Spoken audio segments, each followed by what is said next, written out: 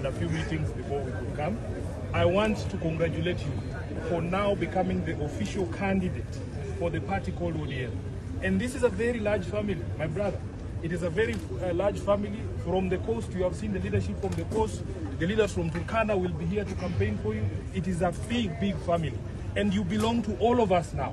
You are the candidate for the movement called ODM. And you will feel the full force of the party. Because as I assured you when we came to see your family, we will walk with you this journey.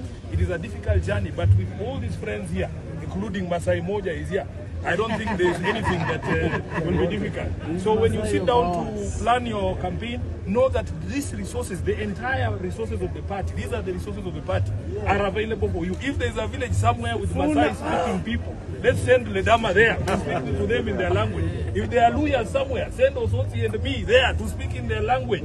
If you have which other? Somalis, wakiwa kila mtu kila siku ukitaka majenzi unaniambia naleta babu aongee nao lugha yao, si ndio? Mpaka hii kiti tuweze kukipata. So I am very proud of you for the steps you Bwana Okinyale upati bwana.